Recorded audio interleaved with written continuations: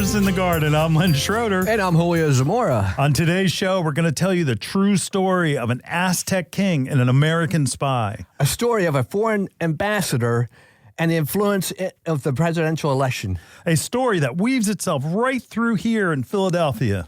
During the Roaring '20s, the tale heads west, right to Hollywood Sunset Boulevard. We might have never known the whole story if it wasn't for a small grower in Germany. So what are we talking about? The fascinating story of the poinsettia. In our final segment, we're going to tell you what the Poison Control Center said about poinsettias and their toxicity.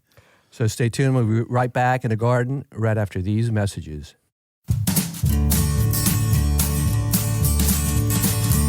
Bloomers in the Garden is brought to you each week by Bloomers Home and Garden Center. Bloomers is an award-winning garden center just 20 minutes from Philadelphia. Bloomers has been providing expert advice turning brown thumbs green for over 30 years. At Bloomers, we want you to ask us every question, even if you think it's silly. We share information in a friendly, non-judgmental way that is meant to teach and spread the joy of gardening. Visit Bloomers Home and Garden Center in Washington Township, Gloucester County. For directions, go to bloomers.com, and we'll see you in the garden. Hi, this is Len Schroeder from Bloomers in the Garden. Do you have a landscape, garden, or plant question? If so, call or text us using the Bloomers in the Garden hotline. Dial 609-685-1880. That's 609-685-1880. Don't be shy. We want to hear from you. Call or text us and let us know what problems you're facing. Let us know how we're doing. Call or text 609-685-1880. If we use your comment on the air, we'll send you a free Bloomers t-shirt. Call or text us at 609-685-1880. That's 609-685-1880. And we'll see you in the garden. Fertilome's Triple Action contains 70% neem oil and 0.25% pyrethrins as a concentrate and ready to spray. It is an insecticide, fungicide, and miticide labeled to use on vegetables, fruits, nuts, herbs, spices, and ornamentals. This organic OMRI-listed product controls a wide variety of insect pests and diseases, including aphids, scale, spider mites, whiteflies, rust, leaf spot, and powdery mildew. This insecticide is an all-in-one bottle that will cure just about any problem you may run into throughout the year. Fertilome's Triple Action has been helping gardeners across the country for years. Best to apply in late evening and early morning hours. Mix 1 ounce, which is equivalent to 2 tablespoons in a gallon of water. The best part is Triple Action may be used up to the day of harvest. So, the next time you are visiting your favorite garden center, ask for Fertilome's Triple Action and expect to have the best-looking plants in the neighborhood. You're listening to Bloomers in the Garden Radio. Listen anytime through your favorite podcast provider or see and hear us by subscribing to Bloomers YouTube channel. Bloomers in the Garden Radio is heard in Philadelphia and throughout the whole Delaware Valley every Saturday. First, wake up with us at 6 a.m. on WNWR The Word at 95.3 FM and 1540 AM. Tune in at 8 a.m. to Bloomers in the Garden Radio on Talk 860 WWDB. A rebroadcast of Bloomers in the Garden Radio is played each Saturday evening at 5 p.m. on The Word, 95.3 FM and 1540 AM. On Sunday at 8 a.m., we can be heard throughout the New York Tri-State Area on Classic Oldies, 1250 AM WMTR. Thanks for listening, and we'll see you in the garden. Welcome back to Bloomers in the Garden. Along the west coast of Mexico, Julio, high up in the hills grows a really gangly weed up to 12 feet tall. Wow. Do you know what that is? Yes, I do. Tell me. It's a poinsettia, but it's called Quetzalcoatl. God bless you. Do you need a tissue? What did you just say? I just said Quetzalcoatl. Okay. So poinsettias have been a weed in Mexico forever. In fact, the Aztec king, the last of them, was Montezuma. Do you know Montezuma's revenge? Hopefully not. Well, no. Anyway, that's another show. That he would bring in Mexico City, see the elevations are high. And we talk about this on the show all the time, how some plants we can't grow because our elevation is too low. Right. In Mexico City, it really has a high elevation, and they can't grow poinsettias. Right. So that Montezuma would tell whoever was under him, it's like, look, we want to harvest all of the poinsettias you can find, and they use them as a cut flower. Bring them all the way up and bring them up into Mexico City, and that we use them in our celebrations, and the fact that they believe that the red bracts, we'll go into that later, the red part of the poinsettia symbolizes purity. Gotcha. And it's amazing because we think of poinsettias as a plant, as a house plant, or to bring in at Christmas time. During the 14th and 16th century, the sap, here we go, poison, we're going to talk about this later. That the sap, it's white and milky. And that what it would do is that they would use it to control fevers and also to encourage breastfeeding for kids that refuse to usually take. I've got kids. I know what to do. Well, I do. I do. Thank goodness that's over. Anyway, and then of course the red leaves, it was used as a dye. Wow. The first known documented poinsettia flower drawing was in 1780 by a Spanish botanist. Wow, that's way back when. Right. Well, you think, like, again, Montezuma was the last Aztec king because they were overtaken by Spain. Right. Mexico. Mexico. So they're indigenous people. They speak Spanish, not because, they're European, but because they were taken over by Spain. Now, what about, you're from Cuba. Yes, I am. What were the indigenous people of Cuba before Spain? Do you know? No, I don't. I mean, you weren't, been in Cuba since you were 5. Yeah. But again, it's the same thing that took over. Yeah. It's crazy to think like, well, I mean, our country was founded, all right. I don't want to get into native Indian stuff like this, but again, from a European people sailing on ships coming here, and that's what same thing happened in Mexico. Yeah. But this plant, again, is a native. It is a native. Those of you that like natives, it's a native to Mexico. From Mexico, yeah. Okay. There you go. Not necessarily how it is now, but it's amazing to hear some of the things that we're going to talk about in just a little bit about how the poinsettia, you've got a 12-foot plant. How did it become this, pretty, branched potted plant? We're going to tell you. I'm try and look at that flower 12 foot up in the air. Yeah, right. Well, I guess it looks good from the bottom. It does. Yeah. But again, it's the interesting part is our next segment where we're going to talk about an American from South Carolina who, this guy did it all. Did it all, yeah. Hear all about it in our next segment. We'll be right back right after this.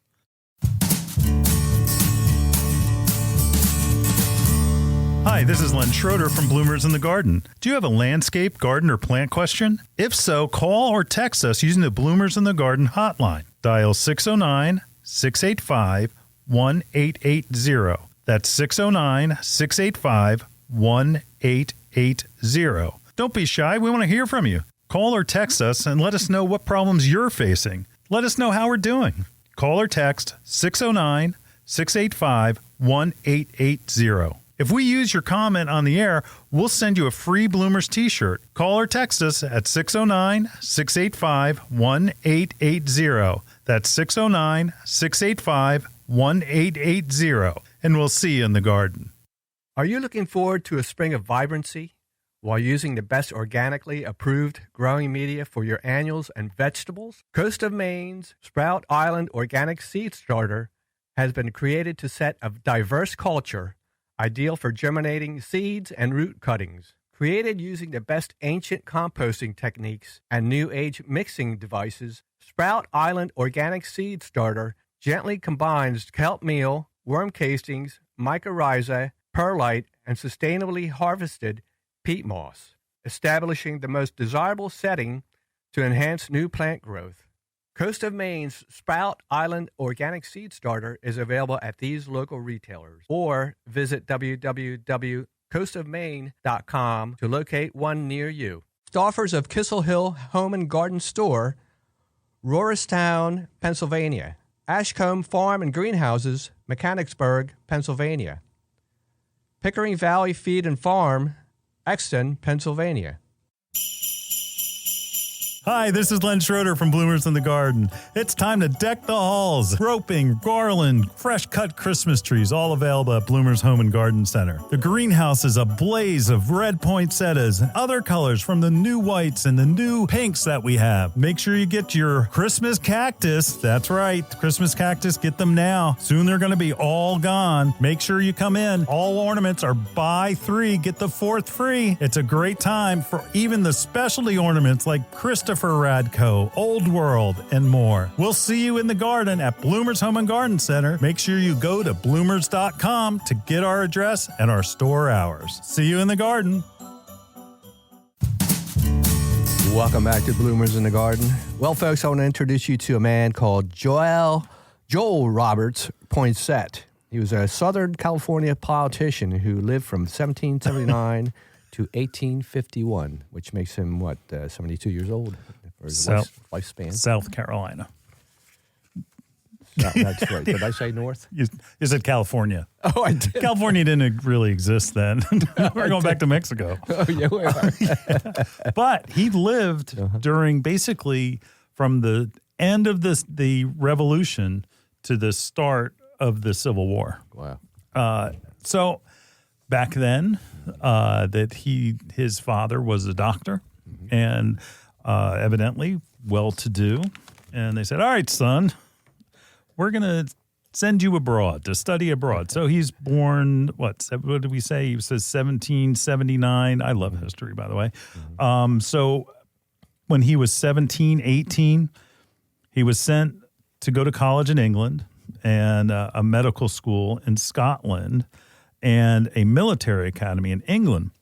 Now, okay, so this is after the Revolution. We kind of said, all right, we won, you lost. Let's try to be friends. And that his fathers told him to come back and return to America to study law. And not only that, so now he becomes a lawyer. Yeah, about that. Lawyers. Yeah, oh, my gosh. That's a different show. Yeah, it is. That's a show across the hall that here in the studio. Oh, yeah. So he goes back after studying law. He goes back to Europe, and he was traveling through both Europe and Asia. Now, this is 1800s, early 1800s. It's not like, taking a bus. Yeah, he was on a bus tour, right? And so, War of 1812, right? Yeah. So he's there in 1808, and things between the U.S. and Britain were not too good, and he could feel the tension rising. He said, I better get back home. So he ended up heading home in 1808. James Madison, the president, basically said, hey, I need to have a special envoy to South America. And it was kind of subtle because there were tensions around. Again, we're a relatively new country, and that where we didn't know where the next threat was coming from. So in 1812, he was sent to pose as a British merchant. I guess he had the accent down. Anyway, so he would collect intelligence. So he becomes basically a spy in Chile. I wonder if he knew Spanish too, because I'm sure he did. Yeah, he's in South America. A guy this smart from everything he did. Really. Yeah. Wow. And that so he's in Chile, and they wanted to revolt against Spain.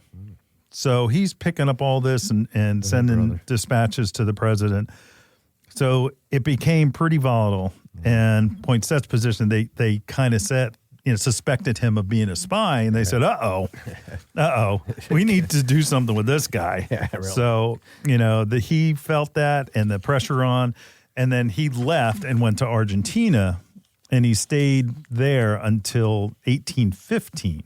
Wow. So he comes home 1816. Poinsett became interested in politics. Wow. I don't know. From law to politics. Right, right. But he had a position where he was dispatched by, again, a president to do things. And here it is again. In 1817, he goes, let them in, please. What the heck is that noise? Anyway, in 1817, Monroe called upon Poinsett to return to South America as a special envoy. But he said no, because he's trying to work his political career. In 1821, he was elected to the U.S. House of Representatives and served in Congress for 4 years. Wow. Okay. Amazing. So now he's a politician. Yeah, really. Anyway, 1822, he visited Mexico on a special diplomatic mission for President James Monroe. Okay. And he was there for a couple of years, and he published a book about his journey called Notes on Mexico, which is still available at Amazon, which I found out. And he wrote detailed notes about the Mexican culture, the scenery, and the plants. So fast forward to 1825. So it's a year after he published the book. John Quincy Adams, who is also a scholar and diplomat himself, became president. And he was impressed by Poinsett's knowledge of Mexico. So Adams appointed him the ambassador to Mexico. Poinsett served for 4 years in Mexico. And at the time, there was, Mexico just wasn't that stable. Okay. I've seen Westerns. Yeah. So Mexico is like, there's always trouble. So here's this guy who's well-educated, was in the government. He was a spy in Chile, and now here he is again. Same thing. Mexicans are saying, hey, this guy is, he is something up with him. He's not who he says he is. And that he was basically Mexican government said, like, he's meddling into politics. And Mexico was involved in a civil war. And so what happened is they asked him, like, look, Poinsett, get out. Get out. And the Mexicans coined the word Poinsett Emiso. See, Julio, help me with your Spanish. Julio's just listening. He's not part of the show. Poinsettismo. Is that how you say it? Yep, poinsettismo. You want to try one more time? Poinsettismo. Yeah? Get a good accent on that? Poinsettismo. Or roll your R's. Right? There's no R's in there. Okay. So what that meant is that's a word that they use to characterize his intrusive behavior. Right. And they accused him just straight out. You're a spy. Get out.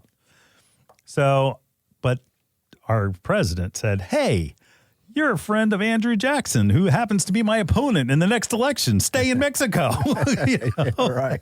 So he laid low and he found, and this is 1828 now, folks. It's 1828. And he found a beautiful shrub with large red flowers growing next to a road. He went and he took the cuttings. Here, this is it. This is it. Took the cuttings from the plant and he sent them back to his greenhouse in South Carolina. Wow. Pretty tough guy because, they didn't want him there. But he stuck to it. That's right. To find a plant. That's right. I guess he's one of the original ugly Americans. It must be. I don't know. Anyway, so June 1829, Poinsettia was first. I think this is so cool. 1829, the Poinsettia was debuted for commerce, so that means for sale, in Philadelphia, right here, we are right now, at what was called the Exhibition of Fruits, Flowers, and Plants. How about that? Huh? By the newly founded Pennsylvania Horticultural Society. That's exactly what I was about to say. Pretty awesome, huh? So it was a flower show. We went to a flower show way back then. It was a flower show. 1829. Wow. I mean, when we talk about the flower show, going to the flower show, there's a lot going on. Coming up, too, man. Part of history, huh? Yeah, that is history. It gets better, okay? It was introduced by Anne Bartram Carr and her husband, Robert, who had received some of the original cuttings sent from Poinsett the year before, and it was an instant hit within 5 years. So that's Bartram Gardens here in Philadelphia. Yeah. You know, the whole Bartram boxes where again, during the Revolution and during the Independence Hall, they're arguing, they're fighting, and what they decide is like, let's calm down, and how about Ben Franklin, all of the attendees for the Continental Congress went over to Bartram Gardens just to a common place that they all loved and enjoyed because they all were farmers for the most part, and that they would see all the latest and greatest new plants. I mean, it's history and it's science. Both. Yeah. Yep. All right, Amazing. 1830.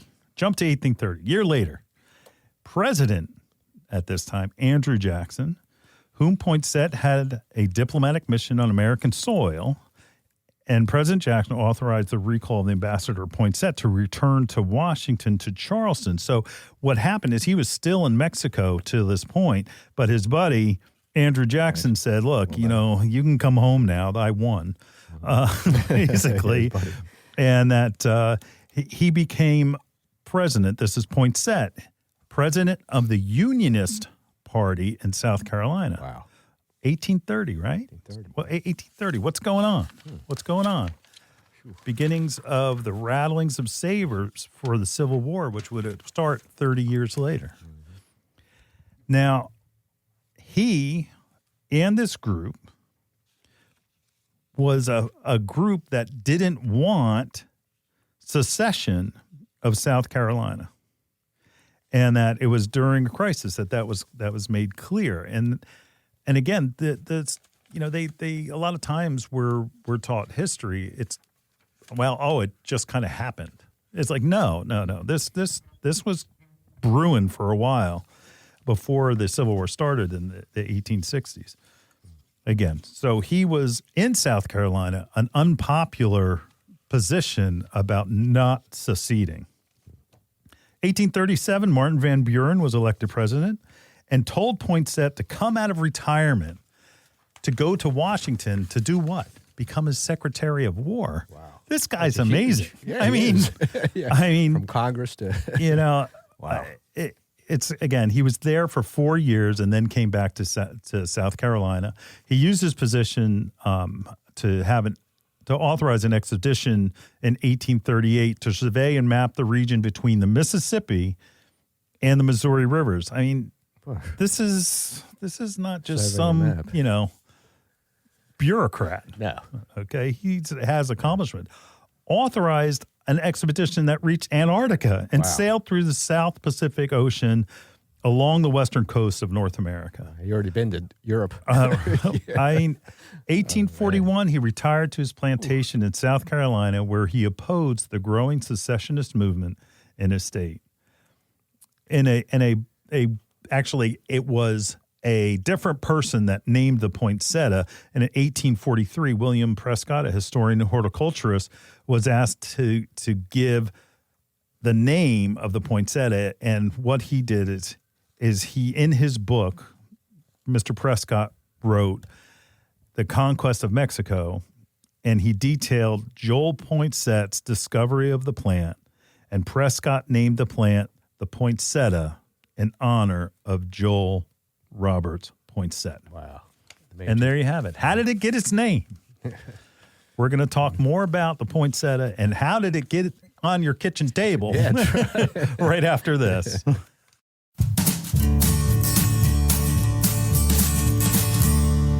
Looking to reach an audience of over 12 million residents in the Philadelphia, Delaware Valley, and New York City Tri-State? Then consider becoming a broadcast sponsorship partner for Bloomers in the Garden. Every week on Bloomers in the Garden Radio, your products become associated with the authority in everything lawn, landscape, and garden. For more information on the Bloomers in the Garden Partnership Program, feel free to call the hotline 609-685-1880 or check out the radio tab at bloomers.com. Dreaming of a gorgeous garden? Give your azaleas, rhododendron, blueberries, and evergreens a powerful boost with their #1 acid-loving plant food, Espoma Organic Hollytone.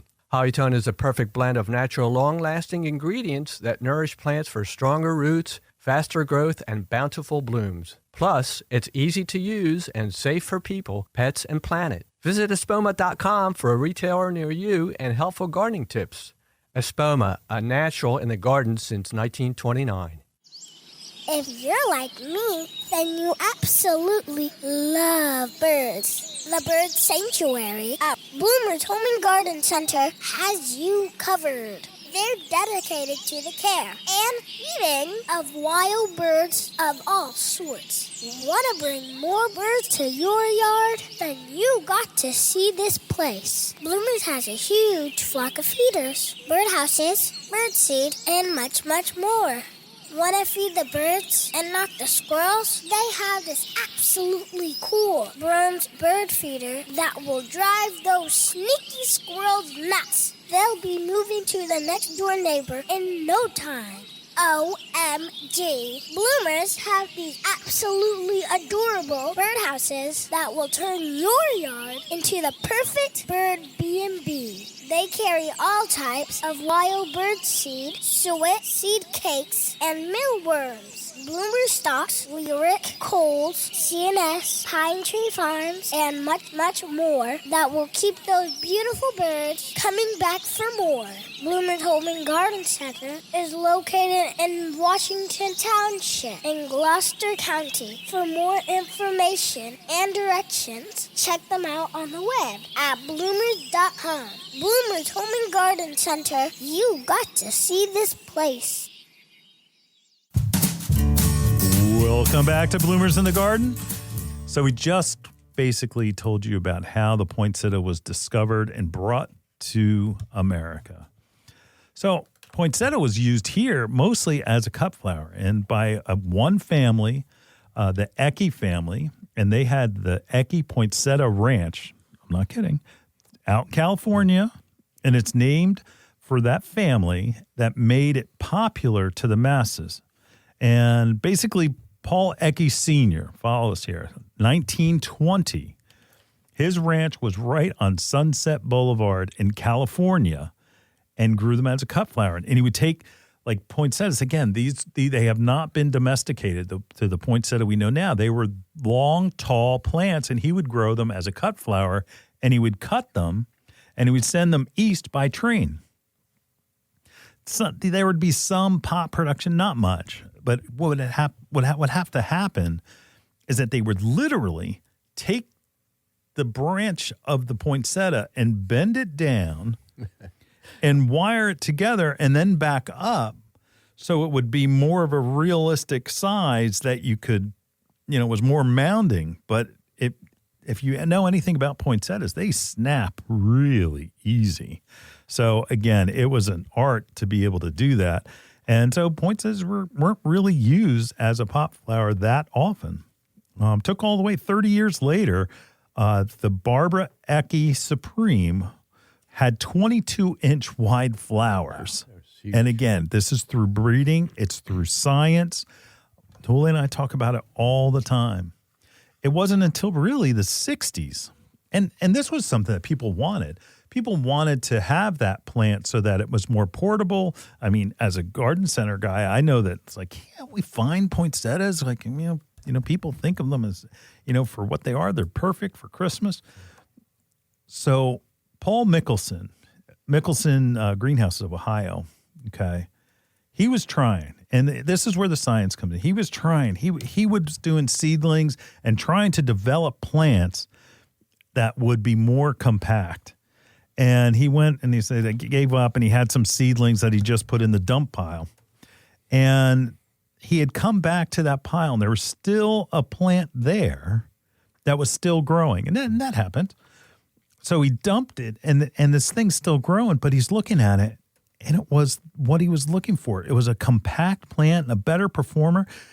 And it was so good that he started growing these plants and selling the plants to other growers that he almost put Ecke out of business. Oh, boy. And what he was doing is he would ship not these canes, but he would ship the plants and the cuttings, not like Ecke, where Ecke was shipping just the cut flowers. Right. He was sending the plants to people, and they were growing them. So we're going to fast forward. Paul Ecke Jr., still at the Ecke Ranch. He needed a nanny. You know? Glad I'm past that. Well, you might need a nanny. Anyway, Paul Ecke Jr. needed a nanny. And he found someone, a German nanny, would only work if she had her husband. They got her husband a job. And they hired her husband, Franz Furwith, and he was a gardener, and that's what he was employed at. Nice. And he started the first hybridizing program at the Ecke Ranch in 1968. What about that for a gardener? Yeah, it's pretty good. Well, I mean, but it's different back then. You know, Professor Steve called up and is like, we call it our yard. Yeah. You know, where again, back then they had their own greenhouses, and obviously they were growing poinsettias to sell, so they had the facilities that he could do this. Oh wow! So he introduced more poinsettias than anyone in the world. You know the winter rose poinsettia? Oh, yeah. That was him. Wow. That was him. But Paul Ecke Jr., he was a promoter, man. He was like marketing, you know.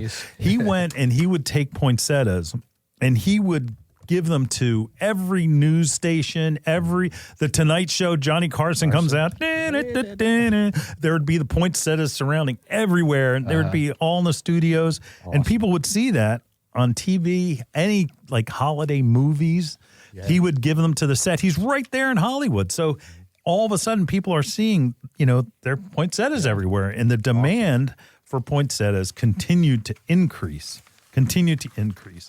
Now, from what Mickelson had done is had made the plant more compact, which made it available to the masses rather than just a cut flower.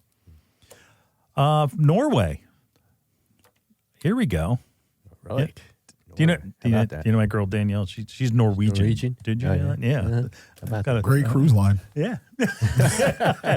Sorry. Annette Haig was a variety introduced by Thurman Haig in 1967 and was the first cultivar that didn't have to be pinched and was self-branching. So you didn't have to manipulate it to become a compact plant. Ecke's shrewd guy made a partnership with Haig. And so now he's got that technology and the cuttings that he's producing and now selling the cuttings to other growers and growing them himself. So now let's fast forward. A German backyard grower. This is a guy that, like, it reminds me of the American Pillar Arborvitae. Oh, yeah. Like it was just a backyard guy that just, you know, playing around, trying to, you know, do some breeding. Yeah. So this guy, Gregor Uther, and he just did this stuff for fun. And Ecke Sr. was traveling in Europe, so Junior's dad, and he found all these free branching poinsettias through this guy's greenhouse. And I don't know how he got there, but he was there. He offered him $5,000 cash and created a partnership. And the thing was, what was different is it was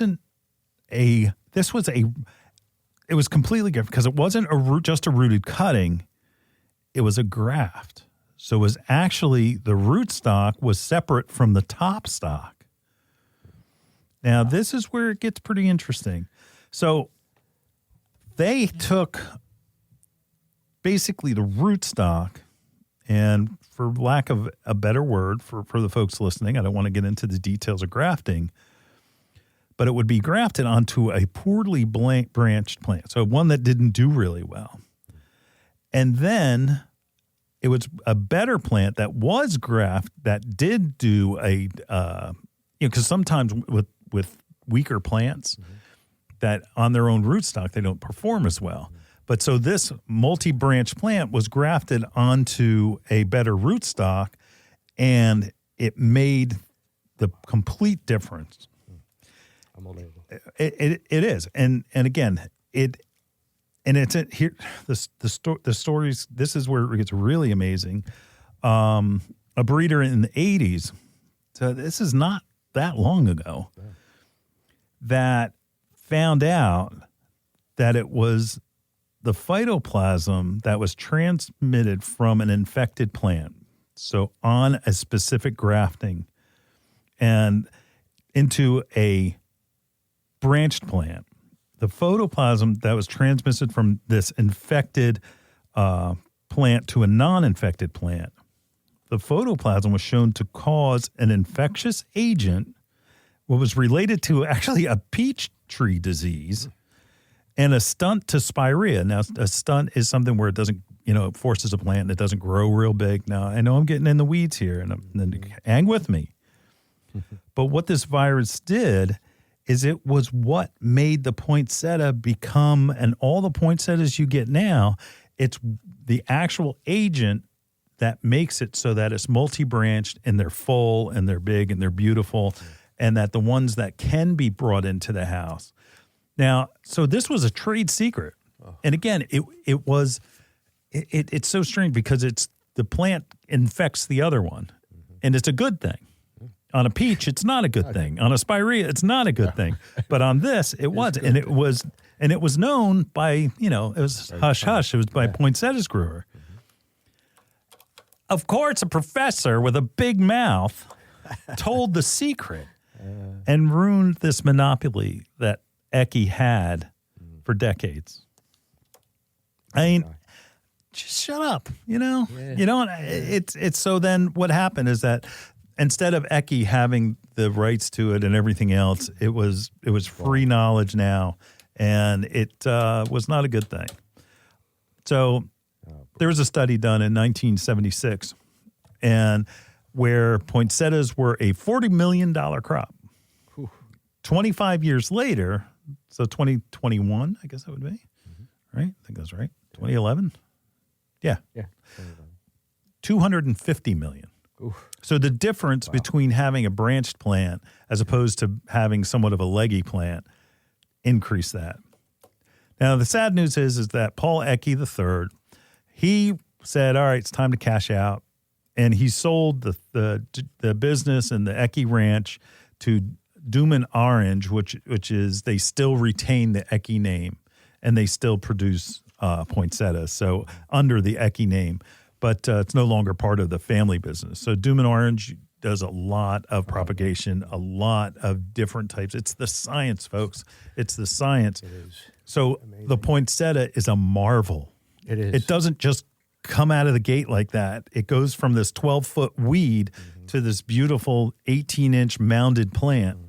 And it's the science. It is. A little respect for the poinsettia. Yes, and how it's traveled. I mean, it's traveled. Yeah, that's right.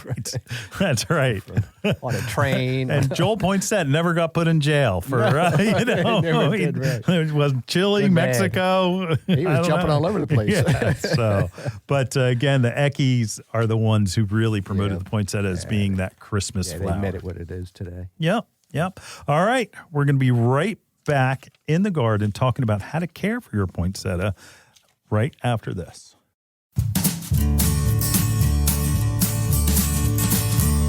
Hi, this is Len Schroeder from Bloomers in the Garden. Do you have a landscape, garden, or plant question? If so, call or text us using the Bloomers in the Garden hotline. Dial 609-685-1880. That's 609-685-1880. Don't be shy. We want to hear from you. Call or text us and let us know what problems you're facing. Let us know how we're doing. Call or text 609-685-1880. If we use your comment on the air, we'll send you a free Bloomers t-shirt. Call or text us at 609-685-1880. That's 609-685-1880. And we'll see you in the garden. Fertilome Succulent Potting Mix with EcoPeat is the perfect ready-to-use potting mix for all your succulents. Fertilome Succulent Potting Mix is a blend of sphagnum peat moss, perlite, and EcoPeat. EcoPeat is a natural wood fiber from peat bogs. When added to Fertilome peat moss, it produces a superior professional substrate with an exceptional ratio of air porosity and water holding capacity. Fertilome Succulent Potting Mix will ensure maximum drainage with ideal water retention. It's simply the best succulent mix on the market. Ask for Fertilome by name at your local garden center. Available at Daniel's Garden Center, Sumneytown Pike, Harleysville, Pennsylvania. Gasper's Home and Garden, 316 Tanyard Road, Richboro, PA. Your next houseplant is waiting for you in Bloomer's Home and Garden Center's greenhouse. Bloomers recognizes that houseplant choices are as important to your interior decorating as the fabric on your couch. The right plant paired with the perfect container can bring a dynamic change to your home. A houseplant brings life to your world and connects your home's interior to the greater outdoors. Even a small succulent placed on your coffee table has a way of connecting your living room to the Amazon rainforest. How about an air plant in your kitchen? Looking for an indoor flowering plant to add color to your plant palette? Bloomers has a large revolving assortment of flowering beauties. From aglaonemas to ZZ plants, Bloomers Greenhouse is stocked with your next favorite indoor plant. Bloomers carries a large selection of pottery and containers to match your home's decor and make any of your plants more beautiful. Bloomers experts can help you care for your plants and have the fertilizer, insecticides, leaf shine, and specialty soils you need to grow healthy and happy indoor plants. Visit Bloomers Home and Garden Center's greenhouse and make every room in your home a living room. Visit bloomers.com for more information. That's bloomers.com, and we'll see you in the garden. Welcome back to Bloomers in the Garden. Now that you've heard the history and the science behind the poinsettia, caring for your poinsettia in the home is actually easier than you think. That's exactly right. Yeah.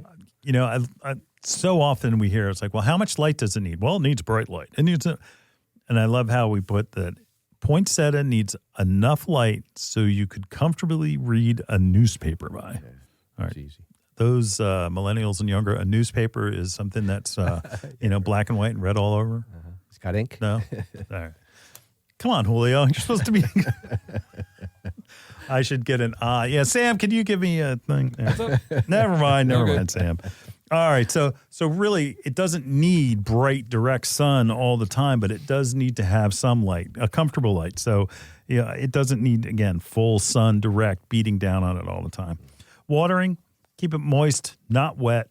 Same as almost all plants. You just want to let the surface of the soil change color a little bit before you water it, then water it thoroughly so that it runs out the bottom. Make sure that you buy a poinsettia and you buy a saucer to go under it so it doesn't ruin any of your furniture. Thank you very much. Those tips courtesy of Len from Bloomers in the Garden. Drafts is the worst thing.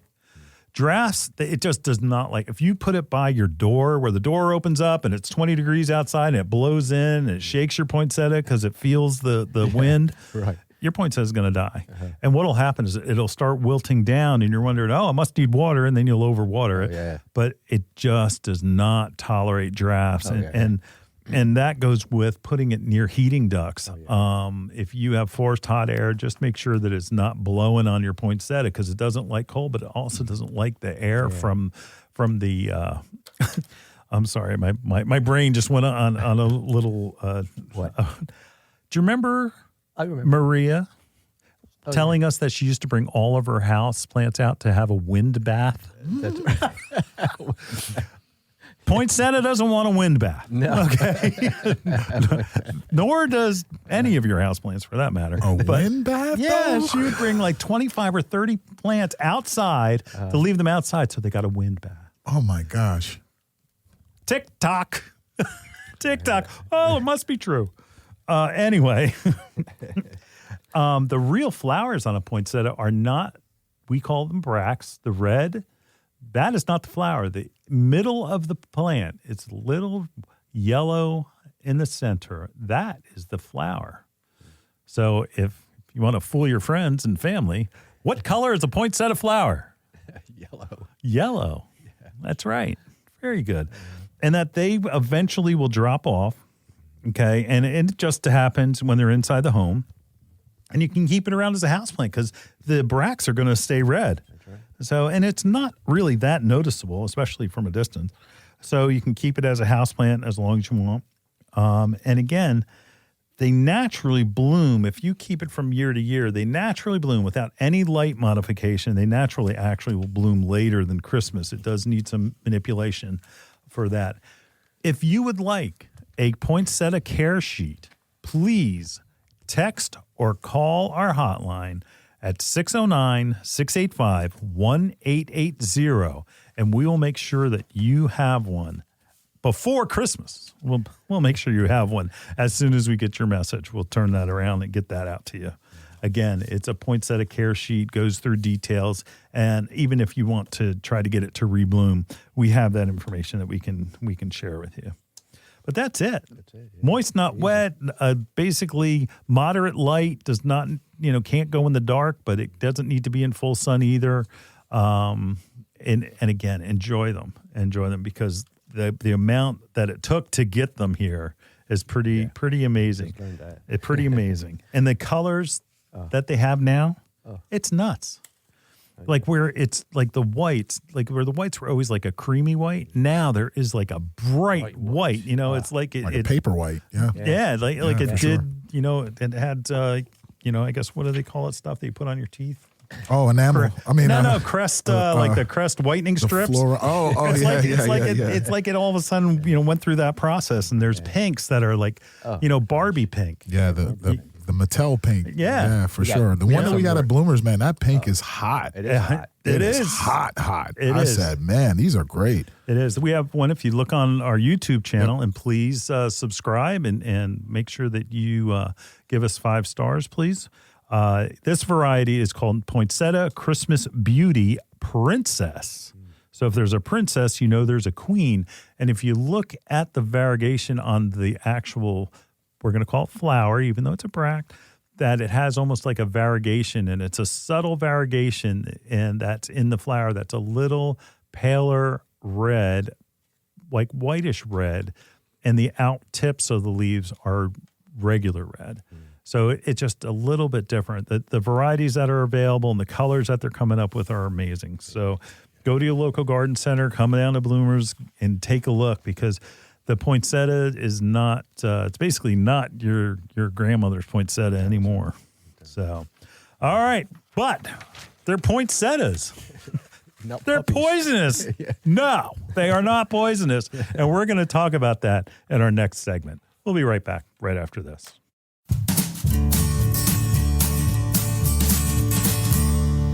Some of our most frequent questions revolve around organic container gardening for houseplants, annuals, and of course, vegetables. Coast of Maine's Bar Harbor Blend Organic Potting Soil is a lightweight soil mixture made with salmon, blueberry, lobster, and other composts, as well as calcium and chitin-rich lobster shells, sphagnum peat, perlite, and kelp meal. It is a great soil. And Coast of Maine's Bar Harbor Organic Potting Soil is rich in organic material, creating lush, disease-resistant plants that require less watering, less feeding. Its rich, dark brown color provides the perfect balance between water retention and drainage needed for healthy plants. Coast of Maine's Bar Harbor Blend Organic Potting Soil is available at these local retailers. Forcelati Brothers, Rivervale, New Jersey. Calgo Gardens, Freehold, New Jersey. Tony's Farm and Garden, Windsor, New Jersey. Dreaming of a gorgeous garden? Give your azaleas, rhododendron, blueberries, and evergreens a powerful boost with the #1 acid-loving plant food, Espoma Organic Hollytone. Hollytone is a perfect blend of natural, long-lasting ingredients that nourish plants for stronger roots, faster growth, and bountiful blooms. Plus, it's easy to use and safe for people, pets, and planet. Visit espoma.com for a retailer near you and helpful gardening tips. Espoma, a natural in the garden since 1929. Are you looking to reach an audience of over 12 million residents in the Philadelphia, Delaware Valley, and New York City Tri-State? Then consider becoming a broadcast sponsorship partner for Bloomers in the Garden. Every week on Bloomers in the Garden Radio, your products become associated with the authority in everything lawn, landscape, and garden. For more information on the Bloomers in the Garden Partnership Program, feel free to call the hotline 609-685-1880 or check out the radio tab at bloomers.com.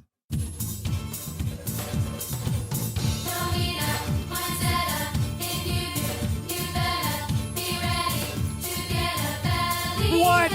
Turn this off. Lies. Teaching our children lies. Yeah, that was part of my holiday concert. We sang that song. Turns out it's not accurate. Yeah. Fake news. There you go. Fake. Fake news. All right, look, the myth that poinsettias are poisonous is wrong, okay? Yeah, we have wrong. We have research, right? Julio and I called the Poison Control Center and asked them, okay, just straight out, are poinsettias poisonous? And here's what the Poison Control Center said to us. They have never had a situation as an incident because I think it was from the 50s, they had one incident. That's it. And it was not death. It was that they were sick. She said in real life, poinsettias are not poisonous. You might get an upset stomach, but then again, you go ahead and eat any plant or, you go ahead and eat a raw cabbage little plant, you're going to get an upset stomach. I mean, it's old information. But despite this, it's just, you hear it. It's like, oh, my cats. We're going to talk about pets in a minute. But here we go. Columbus, Ohio, right? Ohio State University. It is a big greenhouse school. And they say that the myth refuses to die. They have proven that it is not poisonous. They probably taste awful. This is what they said. They probably taste awful and aren't easily digested, but they aren't poisonous. And that this is the assistant professor of horticulture and crop science at Ohio State. In 1971, researchers at Ohio State texted the toxicity of poinsettias. And here's how this happened, okay? In Hawaii, the Book of Poisonous Plants, okay? This is in 1944. Wow. 1944. Like, we just had didn't they have more to do? Like, wasn't there stuff going on over in that part of the world? I mean, we just had the anniversary. Yeah, we just had Pearl Harbor just a couple days ago. Right. Anyway, so in 1944, in the book Poisonous Plants of Hawaii, he stated that the milky juice in the leaves are poisonous. Pause. The assertion was based on a case in which a 2-year-old child of a U.S. Army officer at Fort Schaefer in Honolulu died from eating a poinsettia leaf in 1919. The book furthermore suggests that poinsettia leaves and the sap cause intense emesis, I'm not sure what that is, catharsis, and delirium before death. There is no medical basis for that claim of death. And the author apparently later, he retracted everything in the conclusion that the poinsettia did not kill the child. However, the damage was done and the urban legend of the deadly poinsettia was spread. And it still is in elementary schools teaching that stupid song. He just didn't want to say he had gas. All right. Exactly. All right, that's what took him out of here at old age. It can do that. A study in the American Journal of Emergency Medicine reviewed 22,793 cases of poinsettia exposure reported to the American Association of Poison Control Centers and did not find a single fatality. Another study in the Journal of Toxicon reported that the investigators who fed rats 500 to 600 poinsettia leaves did not identify any toxic potential for this plant. Wow. Right? All right, so your pets. You're worried about my cat, my dog. Poor Holly. Yeah, right. Holly was worried about, she works for us, and she said, I can't have poinsettia. I've got a pet. I blew my stack. Here's a chance. This is a teaching moment. All right. Poinsettias plants are not harmful to household pets. This is from Colorado State University. Unless the leaves and bracts are eaten in huge quantities, like I guess if a rat can eat 500 to 600 poinsettia leaves, we're talking a lot. If you got 100 poinsettia plants and they eat the entire thing, they're going to get sick. Some cats that chew on the leaves may salivate and vomit. My cat, eats its own food and comes into the living room, throws up sometimes. Anyway, but cats, puppies, they chew on plants, but it's not going to make them sick. It's not going to kill them. ASPCA, and those people are nuts.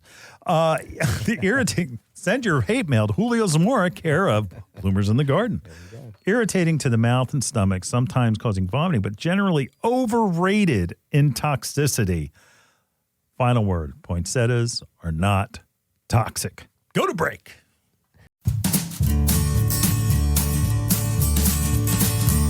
Hi, this is Len Schroeder from Bloomers in the Garden. Do you have a landscape, garden, or plant question? If so, call or text us using the Bloomers in the Garden hotline. Dial 609-685-1880. That's 609-685-1880. Don't be shy. We want to hear from you. Call or text us and let us know what problems you're facing. Let us know how we're doing. Call or text 609-685-1880. If we use your comment on the air, we'll send you a free Bloomers t-shirt. Call or text us at 609-685-1880. That's 609-685-1880. And we'll see you in the garden. Hi, this is Len Schroeder from Bloomers in the Garden. It's time to deck the halls. Roping, garland, fresh-cut Christmas trees, all available at Bloomers Home and Garden Center. The greenhouse is a blaze of red poinsettias and other colors from the new whites and the new pinks that we have. Make sure you get your Christmas cactus. That's right, Christmas cactus, get them now. Soon they're going to be all gone. Make sure you come in. All ornaments are buy 3, get the 4th free. It's a great time for even the specialty ornaments like Christopher Radko, Old World, and more. We'll see you in the garden at Bloomers Home and Garden Center. Make sure you go to bloomers.com to get our address and our store hours. See you in the garden. You're listening to Bloomers in the Garden Radio. Listen anytime through your favorite podcast provider or see and hear us by subscribing to Bloomers YouTube channel. Bloomers in the Garden Radio is heard in Philadelphia and throughout the whole Delaware Valley every Saturday. First, wake up with us at 6 a.m. on WNWR The Word at 95.3 FM and 1540 AM. Tune in at 8 a.m. to Bloomers in the Garden Radio on Talk 860 WWDB. A rebroadcast of Bloomers in the Garden Radio is played each Saturday evening at 5 p.m. on The Word, 95.3 FM and 1540 AM. On Sunday at 8 a.m., we can be heard throughout the New York Tri-State Area on Classic Oldies, 1250 AM WMTR. Thanks for listening, and we'll see you in the garden. See me and Julio down by the schoolyard. Here we are. Wow. School today. Oh, I'm telling you. We're in history Amazing. class, science class. Politics. Right? You name it. We're veterinary school. Yeah, I know. Anyway, well, I guess what we want to say, poinsettias are not poisonous. That's right. They're easy to care for. And nothing says Christmas like a poinsettia. I mean, it just, It's a a beauty. real poinsettia, please don't buy plastic. No, or- where are they at? I don't, because the thing with those is they look good when you buy them, and then like the next year when you pull them out, they don't look good. Yeah, no. A real poinsettia, there's nothing like a real poinsettia. Nothing like real. That's right. That's right. And just, again, moist, not wet. You give them enough lights where you can comfortably read a book or something by. It's not something where you need lots and lots of care. You don't need to feed it. You know, and you can even plant it outside in February, right? That's right. Oh, wait a minute. Sorry, Aaron. No, Hey, you it can't. survived. Yeah. It was Gloria. What's her name? Gloria Gaynor. What's her name? Estefan? I will survive. Right. Yeah. That poinsettia survived, man. It went through the storm, and the rain, everything, man. Y'all leave me alone, man. It was 70 degrees in February when I planted that poinsettia. I thought we were going into spring. I was hoping. Yeah, really. I know, and it got cold. It went back to 25 the next week. I'm surprised. Well, you salvaged it, though. I did, You and it's salvaged it. blooming. There you go. It is blooming. Amen. If you want a poinsettia care sheet, please call the hotline at 609-685-1880. If you have any questions about anything from Christmas trees to keeping fresh greens in your house to anything with your houseplants, please call the hotline, Yes. 609-685-1880. Yes. Thank you for listening. We'll see you next week at the same time right here in the garden. We'll see you in the garden. See you in the garden.